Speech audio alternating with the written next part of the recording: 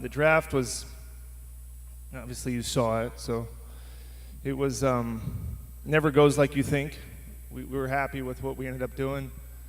The part of the draft that I'll remember is the how they honored Terrence Clark. I thought that was very high class by the NBA and a sad moment. So that was obviously after we picked between the lottery and the rest of the picks, but happy to answer any questions about the guys we selected. We're happy and ready for free agency now in 72 hours or whatever it is. Hey, Bob, what's happening? You guys picked a prospect that is pretty raw. He's obviously talented, but pretty raw, and someone that you would have to develop. And you picked him at a time when you have guys that like Steph and like Draymond and like Klay who want to win now. So how do you accomplish winning now and being a contender while trying to develop somebody to be on a contender right now? Yeah, hopefully winning now is what we want to do, what they want to do. We'll see if these guys can help us. Obviously, we have to add through free agency. We have to hope the guys on the team that are in the rotation, that are a little bit younger and some new. We have guys we think played well at the end of last year that hopefully can help us. But we're going to have to get some older guys, we hope, in free agency and see if we can get minutes out of these guys.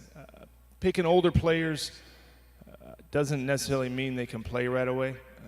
Talking to Draymond, he was pretty accomplished player in college. I think he was Big Ten Player of the Year, obviously a senior, and he didn't really even play his rookie year, not much at least. So old is often good, but doesn't necessarily mean you're ready to go. So we went with the guys we thought were best, and if they can play now, great. If they can play in the middle of the season at the end, that's good too, but we have to take the guys we think are the best players. Did you get any immediate feedback from those guys like Draymond or Steph or any of the core guys that you have right now? Well, Draymond's in Tokyo, but I don't think he went to sleep. So I talked to him many times. And Steph's not in this time zone either. He's in a very different one. And I don't know where. Klay's, I think, in L.A. But I talked to Steph last night his time, or the early morning his time. Wherever he's, again, very different time zone. And Draymond I talked to, I think at 4 in the morning in Tokyo and 5 in the morning and 6 in the morning. While we were picking, he texted me after the third or fourth pick and he said, Kuminga. And I said, well, we'll see if he's there. So he's happy. And then at about the 9th pick, he said, Moody. And I said, I don't think he's going to be there. And I didn't even give him those names. So he gave me a big thumbs up. But, we still got to, that's good. I'm glad he's supportive and appreciate that. But I still think, and I think we think we need to add some veterans. That we're not done yet. That's what we're going to have to do in free agency. You've talked in the lead up about how you expected a lot of trade offers potentially coming in. How much were the trade talks prevalent when you were on the clock, and how close were you to making a move? The only things that were coming our way were mostly trade backs for future picks, which, I'd say, well, we didn't have any trades for players that came about, really rotation players or beyond, starters. So all the things we talked about were, do you want to take your pick and trade it back and have a future for next year? Do you want to move back a few picks and get a second-round pick or multiple second-round picks? So we got a lot of that kind of stuff, but when we saw what we could get at 7, we liked it. We saw what we could get at 14. We wanted to do that. So we didn't really consider any major things. There wasn't really anything on the table as far as moving them for a player. Like I said, we could have probably moved them back, but we liked the guys we liked and decided to take them. Bob, when you're considering Kuminga, do you have to have a good sense of what you're going to get at 14? Like, do you need to know we can get a guy that isn't going to be a developmental player at 14?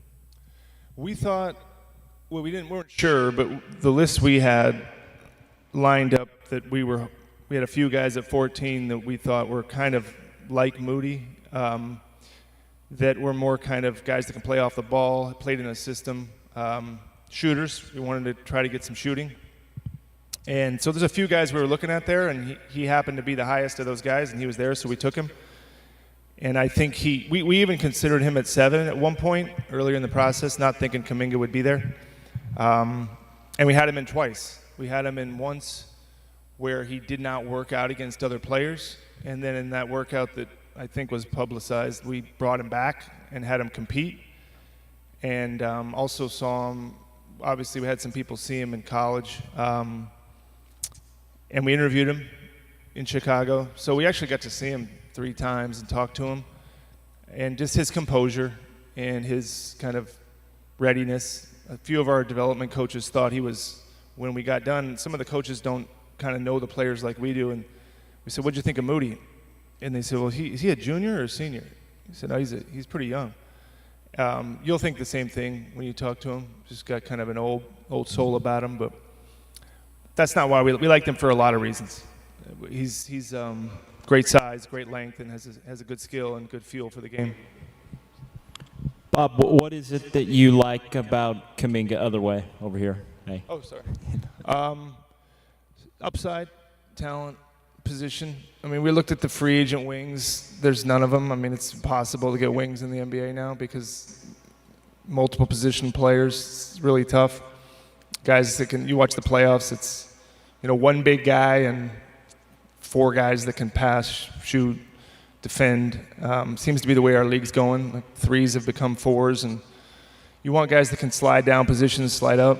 And so we like the optionality of these 2 guys, but Kuminga certainly represents somebody that we thought on film he passed better than we might have initially thought. He's got a great story about him, pretty mature kid for what he went through, and kind of came over to the country at a young age.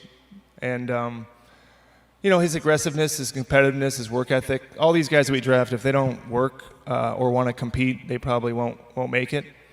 And so we think that if you can grab a guy like that and put him in our system, we've got something really good. But we have to work, and he has to work to make the whole thing good for all of us. What are the expectations for Kuminga early on, and might he see any time in the G League, and what exactly does that process look like? Well, first we got to get him out here and see if he can get him. And these guys haven't played in so long. I mean, a lot of the agents wisely don't let their players compete because they don't want to get hurt.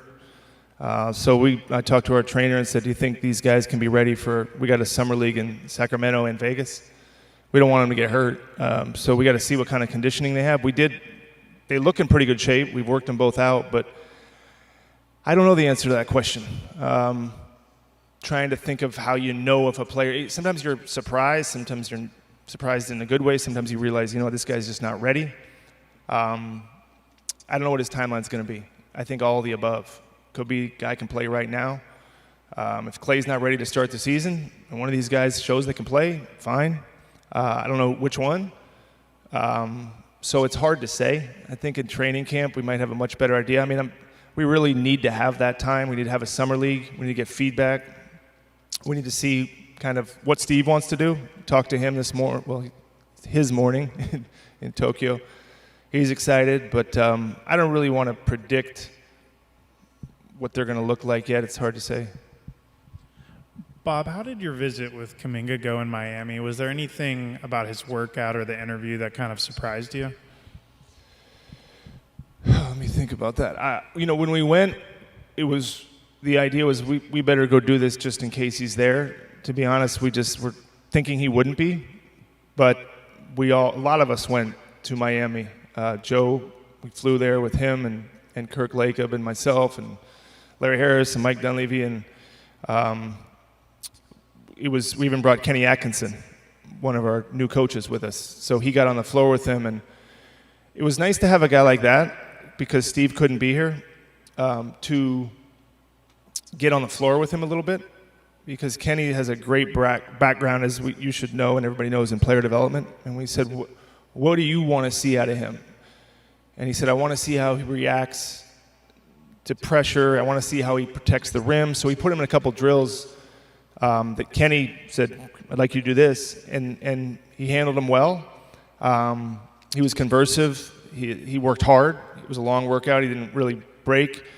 I'm always impressed post-workout when a player will come to dinner by himself. His representative, we had 2 tables, and it was myself, Joe, and Kirk, and one of our scouts, Reggie Rankin, was at one table. And I'm how many years older than him? He's 18, so I'm a lot older than him. It's hard for an 18-year-old to sit there and answer questions from an NBA owner, GM, scouts. He handled himself really well. He was talking about his parents coming to town. He was excited. Hadn't seen his parents in 5 years. So we got to kind of talk to him about growing up in Africa and how many languages he speaks. He speaks 4 languages, which is always impressive for somebody that's like me that speaks 1. So just his nature, we asked him who he admired. We asked him what he wanted to be. Really nice kid, and you guys will get to know him. But the whole package, right? The whole thing was nice. His brother actually came and worked out for us on Sunday. His brother's kind of been his father figure while he's been in the U.S., and his brother was in that workout on Sunday with us. And it's important now when you draft somebody that age, even any young player, you have to surround him with kind of support. So I saw that he had that, and overall you have to feel good about it. But he's a really kid that wants to be great, and looks like he'll work hard. Bob, in front here. Obviously, the roster's still coming together, and you've got to figure out what you do in free agency, and things can change certainly during the season. But given the way the picks were made tonight and the roster's coming together at the moment, do you think championship contention is a reasonable expectation going into next season? I think that's mostly on Clay, what he can be. Not on him, but that question with a healthy Klay Thompson, I think we're right there with everybody. But I don't know if, when, how. I expect him to come back healthy. I don't want to put any pressure on the date because it's not going to be at the start of the season. It's not going to be the first game.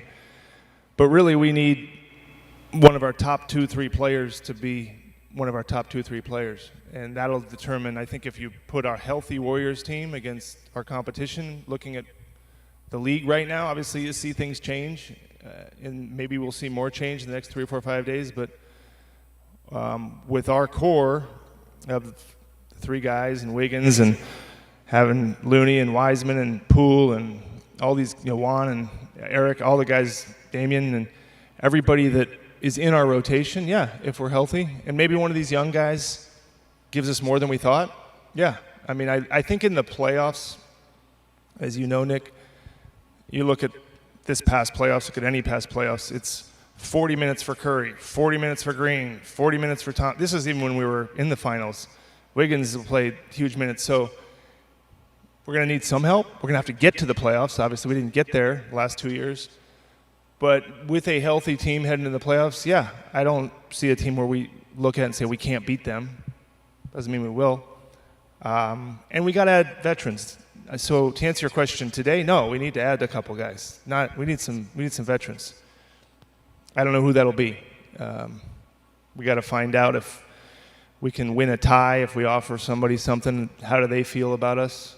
Like I said last year, I think we were close on some guys, but Clay's injury, I don't blame the players. They said, look, we're going to go somewhere else.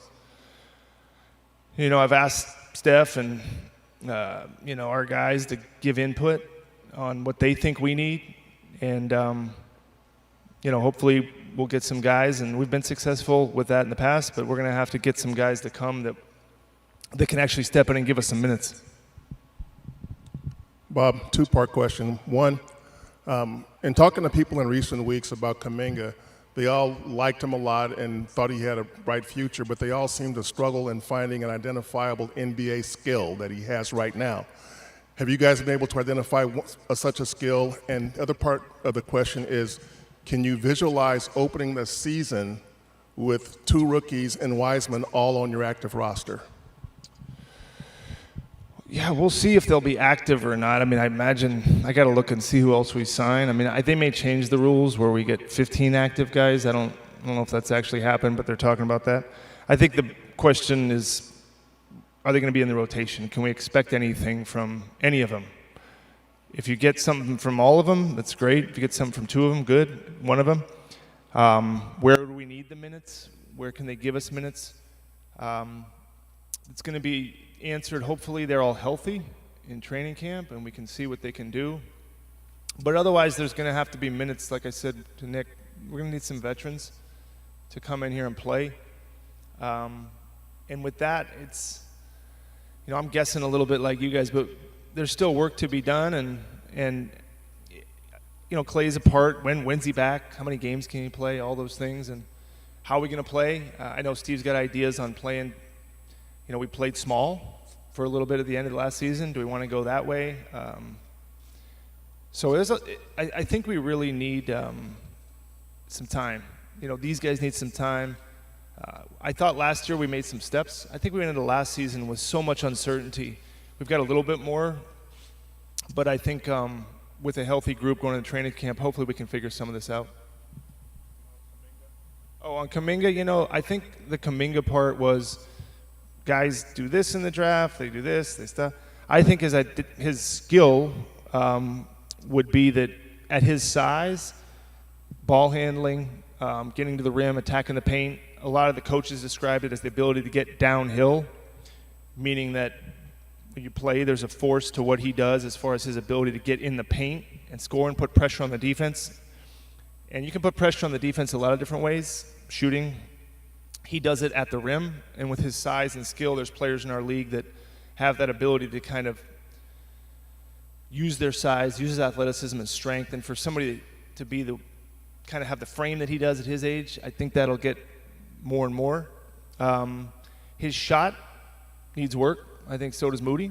So does a lot of players in the NBA. But what we liked was his aggressiveness. If you go back and watch him play, it's a mindset. Somebody talked about he needs to get better shooting. We agree. He agrees. But he shoots, meaning he'll take a lot of threes. And that's a skill, too. If you look at some of the players in the NBA, the threat of the three is a value as opposed to a player that won't shoot a three, and you don't have to guard him. So we looked at that as a willingness to shoot, as a confidence to shoot, as a work ethic thing. So that's how we looked at it. But yeah, if you could look at certain players and say he can do this one thing, we think he has the ability to do a lot of things, but he has to work on it and get better. You mentioned Kenny Atkinson earlier. You guys kind of overhauled your player development staff this summer. What do you want to see out of that staff? What do you think?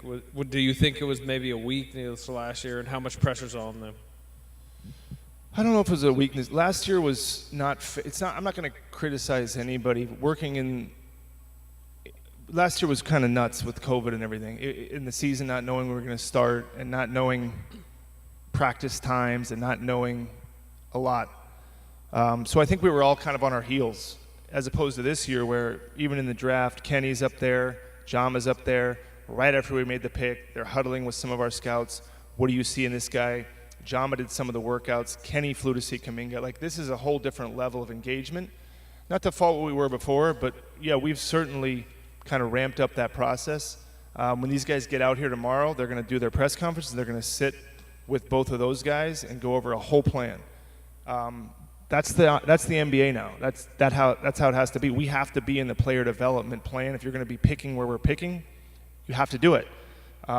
Jama, who we hired from Toronto, has a great pedigree with it. If you look at what Toronto's done with their young players, they've done a tremendous job. He's been a big part of that. When we interviewed him, he often mentioned guys on their team. I can't say their names because I'm not allowed, but you know who they are. And what he was able to do with them, we really value that. They're probably still up there now talking about it, and they're excited about it. And yeah, so it's a newness, it's a freshness. Not that it was bad before, but I think it's a renewed focus. And I think it's going to help us, it's going to help our players. Well, I got two questions. I'll ask the first one and then ask the second one after you answer. Just not to be confusing. I know it's a little sensitive to talk about a future post-Curry, post-Clay, post-Draymond, whenever that is. But Joe's brought it up a little, that you do have to think about it. Is it fair to start imagining a future with Wiseman, Kuminga, Poole, Moody? Do you have to start sort of thinking about that? Yeah, I mean, you have to. We also know we want to win again. So it's not binary, right? It's not one or the other. I know it may look away, or however you want it to portray it is fine. We have to look at what our options are and make a choice. And tonight, see, these are the best choices. This was the best option. Sometimes you weigh it against opportunities. Sometimes they're there, sometimes they're not. So we have to view it as if this is what's here today. This is what we're doing. We think about the present. We think about the future. I mean, you're seeing players play a lot longer in every sport. We hope our guys like Steph, Clay, and Draymond can play a lot longer. It seems to be that certain players can. And it also seems to be that 20, 21, 20, you guys watch, there's 20-year-olds, 21-year-olds, 22-year-olds that are playing a lot of minutes in meaningful games. The league is, by that time, some of these guys are third year in the league, second year in the league. It depends on who it is. So, that's kind of how we view it. And then if it's not going that way, we adjust. You deal with it. You deal with situations.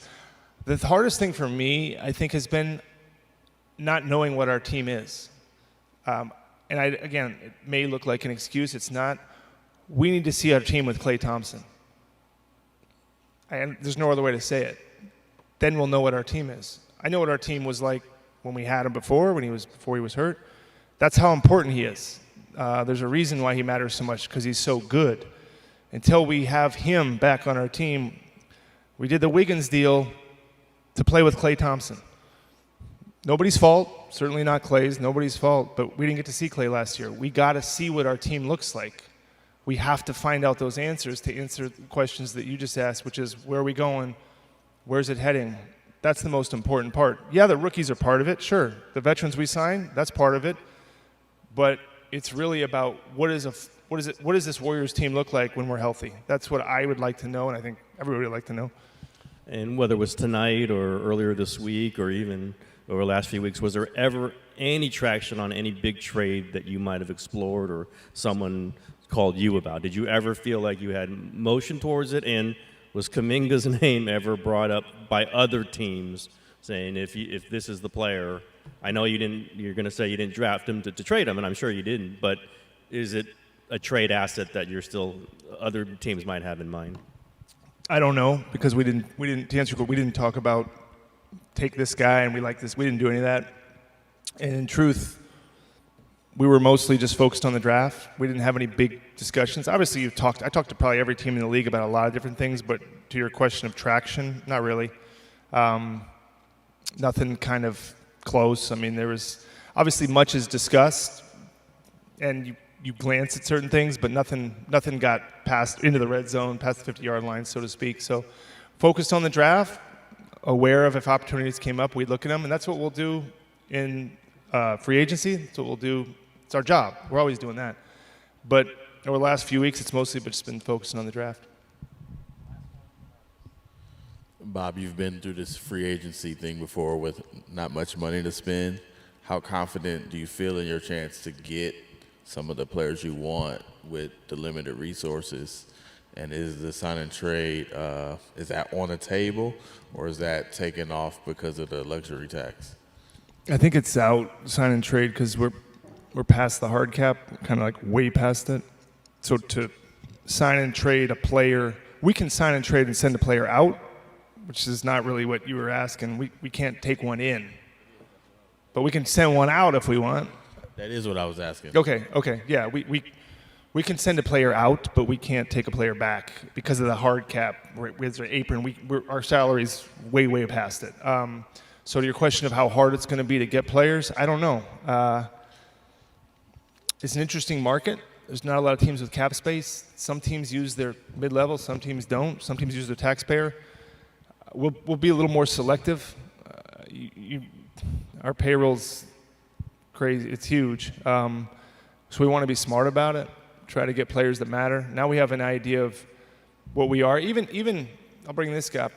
I think we hope Juan can give us minutes. Even knowing some more. Last year we didn't know that. We didn't know what Poole's going to be. Have some kind of idea of what we are and what Damian Lee, certain guys that we think we can plug in and kind of know we know we got that, but what do we need? Maybe we need a backup point guard now. We didn't draft a point guard. So it's Curry, and we'll see what we do with Nico Mannion. We got to figure out, is that a veteran? We need a veteran big. We need a veteran wing. I hope. I do believe players want to come play for us. Players also want to make money, so they're going to have to gauge that. And we're always competitive, but at the end of the day, it has to break a certain way. But I'm pretty confident we can get some guys.